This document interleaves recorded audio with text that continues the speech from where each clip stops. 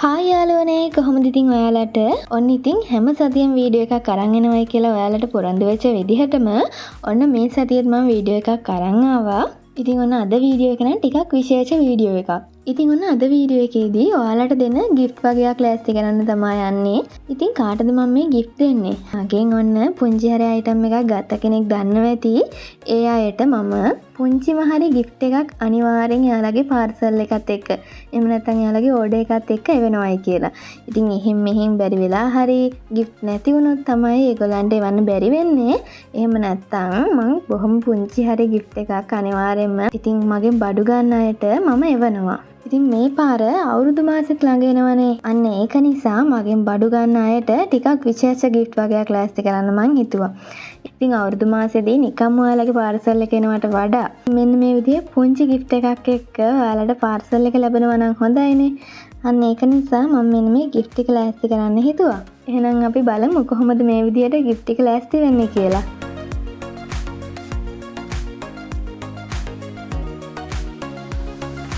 මුලින්ම මම marble ඉයරින් design වගේක් හදාගන්නවා. ඉතින් ඇත්තටම කියන්න ඕනි මෙතන ගොඩාක් වැඩි වැඩ දාපු ෆැන්සි ඉයරින් නැහැ. ඒකට හේතුව තමයි කෙනෙක් කැමති වෙන්න පුළුවන් ගොඩාක් ෆැන්සි ඉයරින් දාන්න. තව කෙනෙක් අකමැති වෙන්න පුළුවන් එහෙම නොදා නෝමල් ඉයරින් දෙකක් දාන්න. ඉතින් එක එක්කෙනාට වෙන වෙනම මන් දන්නේ නැහැ නේ යාළුවගේ කැමැත්ත. ඉතින් ඒක නිසා යාළුවා හැමෝම කැමති විදිහට gift එකක් යවන්න ඕනේ නිසා මම මෙන්න මේ සිම්පල් ඩිසයින් ටික තෝරගත්තා. ඒගොල්ලන්ට gift එකක් විදිහට යවන්න. මුලින්ම අපි මෙන්න මේ pink color වලින් වැඩේ පටන් ගමු. colors ටික මම mix කරගන්නවා. මෙතනට මම අරන් තියනවා ලා රෝස පාටක්. ඒ වගේම maroon color එක අරන් තියනවා. ඒ වගේම orange color එක අරන් තියනවා. ඒ වගේම තමයි white color එකත් අරන් තියනවා. මෙන්න මේ ටික තමයි මම මගේ marble design එකට පළවෙනි design එකට අරගන්නේ.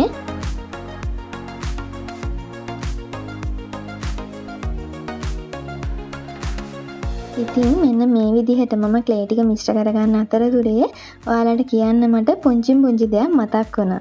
ඔන්න ඉතින් මට දවසක් වැඩ කර ඉන්න අතරතුරේ එක කෝල් එකක් ආවා.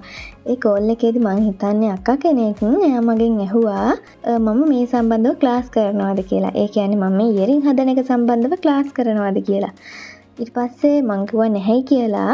ඊගවට එයා ඇහුවා මගෙන් ඔයා කොයි ක්ලාස් එකට ගිහිල්ලාද මේ ඉයරින්ස් හදන්න ඉගෙන ගත්තේ කියලා. ඉතින් ඇත්තටම මම එයාට කිව්වා මං කොහෙවත් ක්ලාස් ගියේ නෑනේ කියලා. එතකොට එයා මගෙන් අහනවා එහෙනම් කොහොමද ඔයා ওই විදිහට හදලා දැන් බිස්නස් එකක් පටන් අරන් ඉන්නේ කියලා. ඉතින් ඇත්තටම මෙතනදී මං කිව්වා වගේ මුලින්ම මම කවදාවත් ඉයරින් හදන්න කියලා ක්ලාස් එකකට ගිහින් නෑ. හැබැයි අද වෙනකොට මෙන්න මේ අත්කම් නිර්මාණ සම්බන්ධව ගොඩාක් වැඩමුළු ගොඩාක් පන්ති වගේ දේවල් තියෙනවා. ඒත් ඉතින් මම ඉයරින් බිස්නස් එක පටන් ගන්න කාලේ මේ කියන විදිහේ පන්තිවත් වැඩමුළුවත් මම දැනුවත්ව තිබුණේ නැහැ. ඉතින් මං ගාව තිබිච්ච එකම දේ තමයි මගේ උනන්දුවයි මගේ නිර්මාණශීලීත්වයයි. ඉතින් මෙන්න මේ දෙක තමයි මේ ඉන්න තැනට එන්න මට අඩිතාලමක් වුණේ. ඉතින් මම මෙන්න මේ පුංචි කතාව කියන්න හේතුව මොකද දන්නවද? ඉතින් මට දවසට මැසේජ් ගොඩාක් එනවා ක්ලේ සම්බන්ධව අහලා. ඉතින් අන්න ඒ විදිහට මැසේජ් එවන කට්ටිය ගොඩාක් අතරින් සමහර අයට සාමාන්‍යයෙන් එයාලා මේ ඉයරින් බිස්නස් එක පටන් ගන්නකොට ගොඩාක් දේවල් නැහැ කියලා මේ බිස්නස් එක මුලින්ම නතර කරන්න හදනවා. ඒ වගේම තමයි තව සමහර අයට වෙලා තියෙන වැඩක් තමයි ඉතින් ඉයරින් හදන්න ගොඩාක් ලොකු ප්‍රමාණයන්ගෙන් බඩු ගත්ත කට්ටිය ඉන්නවා මට මැසේජ් දාලා. ඉතින් ඇත්තටම ඒ අය දිහා බලනකොට මට පුඩි දුකක් හිතෙනවා.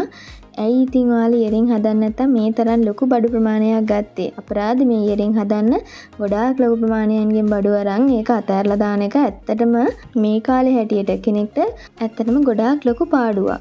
එයා ඩ්‍රයි ක්ලේ ගන්නකොට මුලින් ඒගොල්ලෝ අර ස්පොන්ජ් වගේ ක්ලේ එක තියෙනවනේ. මම ඒ සම්බන්ධව මුල් වීඩියෝස් වලදී දාලා තිබ්බා. අන්න ඒ වගේ ක්ලේ එකක් අරගෙන ඒගොල්ලන්ට ඒවෙන් කරගන්න දෙයක් නැතුව යාළගේ සල්ලි අපතේ ගිය අවස්ථාවක් තියෙනවා. ඒතරම් මට යාළා ගැන ගොඩාක් දුකයි. ඉතින් එයා මට කතා කරලා කියනවා අනේ අපරාධේ මං ඔයාගේ වීඩියෝ කලින් දැක්කේ නැහනේ. මේ ක්ලේ එක ගන්න කලින් මං දැක්කනම් මේ වගේ දෙයකට මම අහුවෙන්නේ නෑනේ කියලා. ඉතින් මෙහෙමයි. ඇත්තට මේ විදිහ ස්පොන්ජ් ක්ලේ එකක් විකුණන අය දැනගෙන නෙමෙයි විකුණන්නේ. ඒගොල්ලෝ මේ විකුණන්නේ ඉයරින් හදන්න පුළුවන් එයා ඩ්‍රයි ක්ලේ එකක්ද කියලා දැනුවත් නැහැ. ඉතින් ඒක ඒගොල්ලන්ට කම්ප්ලේන් කරලා හරියන්නේ නැහැ. අපි දැනගන්න ඕනි මේක ගන්නකොට අපි හරි දෙයක්ද ගන්නෙ කියලා ඉස්සෙල්ලා මුලින් තේරුම් ගන්න. ඉතින් මම මෙන්න මේ විදිහේ කතාවක් ඔයාලට කිව්වේ ඉතින් මුලින්ම ඔයාලා දෙයක් පටන් ගන්න කලින් අනිවාර්යයෙන්ම ඒක ගැන හරියට දැනුමක් අවබෝධයක් ලබා ගන්න. මොකද නැත්තම් පස්සේදී ඔයගොල්ලන්ගේ මුදල් ගොඩාක් අපත යනවා මේ වගේ බිස්නස් පටන් ගන්න ගිහිල්ලා. ඉතින් මේක එක අවස්ථාවක් විතරයි. ඉතින් මේ වගේ මුදල් අපත ගිය අවස්ථා ගොඩාක් මට මැසේජ් වලින් එනවා. ඉතින් මට මේ දේෙන් කියන්න ඕනි උනේ මුලින්ම ඔයාලා දෙයක් පටන් ගන්නකොට ලොකු බලාපොරොත්තු තියාගෙන ලොකු ප්‍රමාණයන්ගෙන් අරගෙන පටන් ගන්න උත්සාහ කරන්න එපා. මොකද කෙනෙක්ට පුළුවන් දෙයක් තවත් කෙනෙක්ට බැරි වෙන්න පුළුවන්. ඒක සාමාන්‍යයිනේ. ඒ වගේම තමයි කෙනෙක්ට බැහැ කියලා හිතන දෙයක් එයාට අනිත් අයටත් වඩා ගොඩාක් හොඳට කරගන්න පුළුවන් වෙන්නත් පුළුවන්. ඒක නිසා මොන දේ කරන්නත් ඉස්සෙල්ලා පුංචි දෙයකින් පටන් ගන්න. ඉතින් අපි කතාවටත් කියනවනේ ආන් අරය හඳ අල්ලන්න හදන්නේ කියලා. ඉතින් ඇත්තටම සමහර තැන්වලදී ඒ කතාව ඇත්ත. ගොඩාක් ලොකු හීනමවාගෙන මේ වගේ ව්‍යාපාරයක් පටන් ගන්න එපා. මොකද Tamanට ඔයාලා මේ දේ කරලා නැහැනේ මුලින්ම. ඒක නිසා මුලින්ම පටන් ගන්නකොට බොහොම පොඩි තැනකින් පටන් ගන්න. මම මගේ හැම වීඩියෝ එකම වගේ නිතර මතක් කරන දෙයක් තමයි ඕනාවට වඩා කිසිම දෙයකට වියදම් කරන්න යන්න එපා. Tamanට එකෙන් ප්‍රතිඵලයක් ලැබෙයි කියලා විශ්වාස නැත්තම්.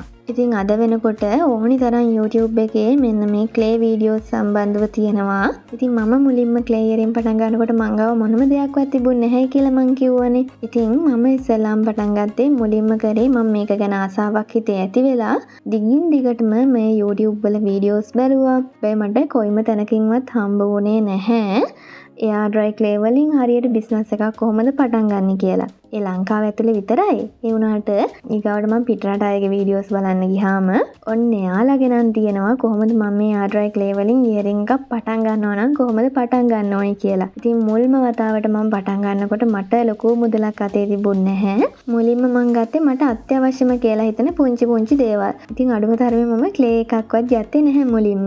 ඒකත් මම ගෙදර හදලා බැලුවා. මට එච්චර ලොකු මුදලක් ගියේ නැහැ. රුපියල් 400ක් 400ක් වගේ මුදලක් තමයි මට මුලින්ම ක්ලේ එකක් හදාගන්න ගියේ. ඉතින් නොහිතපු විදිහට මම පළවෙනියටම හදපු අන්නේ කේක ඇත්තටම ඒක හරියටම ආවා. ඊට පස්සේ ඉතින් මම කරේ එකෙන් පුංචි නිර්මාණ හදලා බැලුවා. ඇත්තටම මේ නිර්මාණ බලන්නත් බෑ ඒ තරමටම කැතයි. හැබැයි මට ඒ දවස්වල නම් ඒක හිතුන්නේ නෑ. එතකොට මට හරිම ලස්සනයි ඒ ඉයරින්. හරිම නීට් කියලා හිතනවා. හරි ලස්සනයි කියලා හිතනවා. හැබැයි ඇත්තටම මේ දේවල් කැතයි.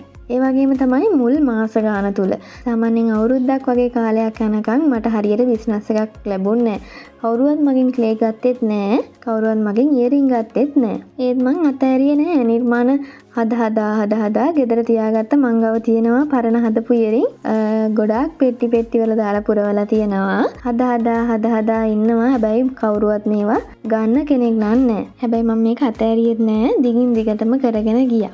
ඒක නිසා මං අද ඉන්න තැන ගැන මට හරි සන්තෝසයි. මේ ආපස්ස ගැන හරියලා බලනකොට මට හරි සන්තෝසයි. මං අද ඉන්න තැන ගැන. ඉතින් මේ කතාවෙන් මට ඔයාලට කියන්න ඕනි උනේ පොඩි කාරණා දෙකක්. අංක 1 තමයි කවදාවත් අපිට විශ්වාස නැති දෙයකට ඒ කියන්නේ සාමාන්‍ය ඉයරින් බිස්නස් එකක් කියන්නේ මුලින් පටන් ගත්තාම ලොකු රිස්ක් එකක් නේ. මෙහෙම හිතන්නකෝ එක සැරේට මගේ වීඩියෝස් බලන කෙනෙක් එයා වැඩ කරන ජොබ් එක නවත්තලා එයා මෙන්න මේ ඉයරින් බිස්නස් එක පටන් ගන්න හදනවා. ඇත්තටම අපි දන්නේ නැහැ නේ යාට ඇත්තටම ඉයරින් හදන්න පුළුවන්ද කියන එක දන්නේ නැහැ. ඒ වගේම යාට කස්ටමර්ස්ලා පිරිසක් හදාගන්න පුළුවන්ද කියන එක දන්නේ නැහැ. ඉතින් මෙන්න මේ වගේ ප්‍රශ්නත් එක්ක සමහර විට යා හිටියටත් වඩා බංකලොත් වෙන්න පුළුවන්. ඒක නිසා මුලින්ම ඔයාලා විශ්වාස නැති දෙයකට ගොඩාක් ලොකු මුදල් වැය කරන්න යන්න එපා. ගොඩාක් ලොකු ක්වොන්ටිටි එකකින් බඩු ගන්න යන්නත් එපා. බොහොම සීමිත ප්‍රමාණයක් අරගෙන මුලින් පටන් අරන් බලන්න තමන්ට මේ දේ කරන්න පුළුවන්ද? ඒ වගේම තමන්ට මේ දේ කරගෙන යන්න පුළුවන්ද? තමන්ට යම් කිසි ලාභයක් එනකන් මේකේ රඳා පැවතිලා ඉන්න පුළුවන්ද කියන එක ගැන ඉස්සෙල්ලා ඔයාලා ඔලුවට ගන්න ඕනි. අන්න ඒක නිසා මුලින්ම දෙයක් පටන් ගන්න පුංචිම තැනකින් ඒ වගේම ඒ පුංචි දේ ලොකු දෙයක් කරගන්න ඔයාලගේ උනන්දුව ඒ වගේම ඔයාලගේ නිර්මාණශීලීත්වය යොදවන්න. මෙන්න මේ දේ තමයි මට ඔයාලට කියන්න ඕනේ උනේ.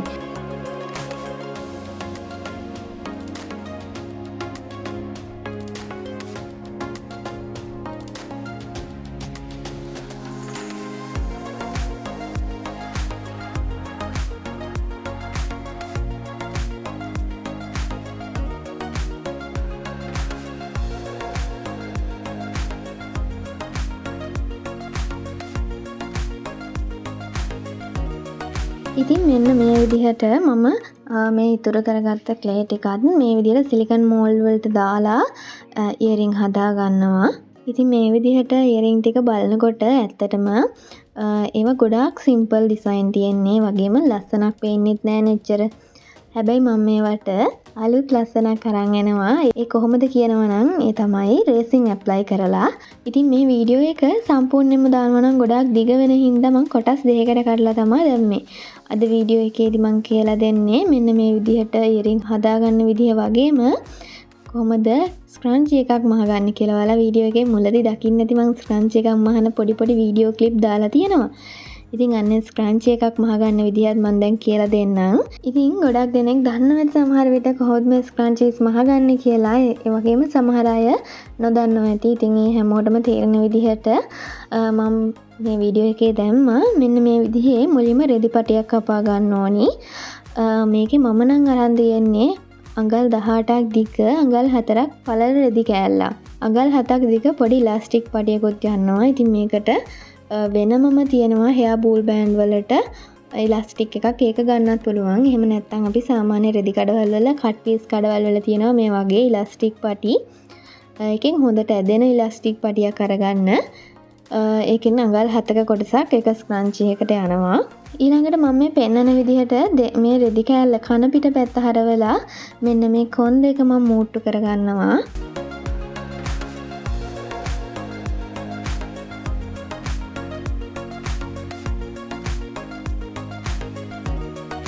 දැන් මෙන්න මේ විදිහට හරවලා මේක ඇතුල් පැත්තට මෙන්න මේ පැත්ත ඇතුල් පැත්තට නැමෙන විදිහට මේ වීඩියෝ එකේ පේන විදිහට බලන්න.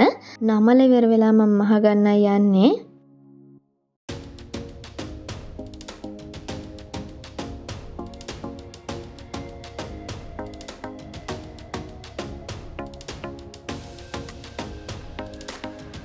මෙන්න මේ අයින දිගේ මම මහගන්න ගමන් ඇතුලේ මැහිලා තියෙන කොටස් ටික චුට්ට අද ගන්නවා. මම ඒක වීඩියෝ එකේදී මේ විදිහට පෙන්නන්නම්.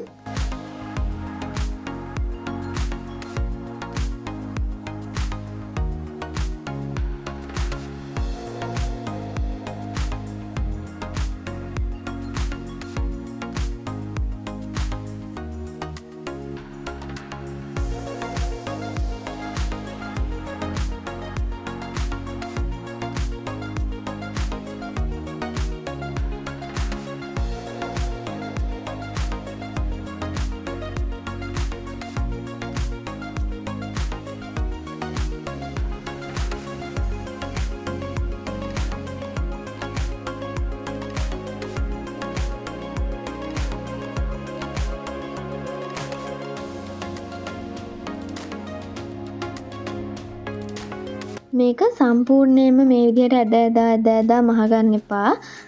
මේ විදිහට මහලා සාමාන්‍යයෙන් මේ ඇඟිලි දෙකක දුර සාමාන්‍යයෙන් අඟලක විතර දුරක් මහන්නේ නැතුව ඉතුරු කරගන්න. මේක ආපහු අනිත් පැත්තට හරව ගන්න ලේසි වෙන්නේ එතකොට. ඊළඟට මම කරන්නේ මෙන්න මේ ඉලාස්ටික් පටිය කෙරවලෙන් මේ විදිහට කටුවක් රඳවලා ඒක මේ බූල් බෑන්ඩ් එක හරහා යවලා මේ විදිහට ගැටයක් ගහ ගන්නවා.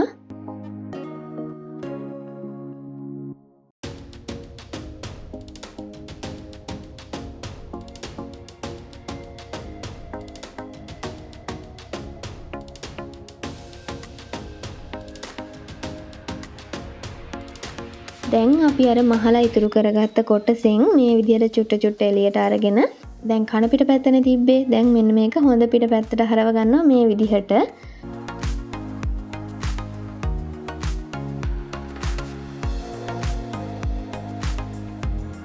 ඉතින් මේක හොඳ පිට පැත්තට හරවලා ඔයගලන්ට පුළුවන් මේ විදිහට මැහිලා නැති කොටස අයිනෙන් පුංචි මැෂින් ලයින් එකක් ගිහිල්ලා ඒ අයිනත් හොඳටම අහගන්න.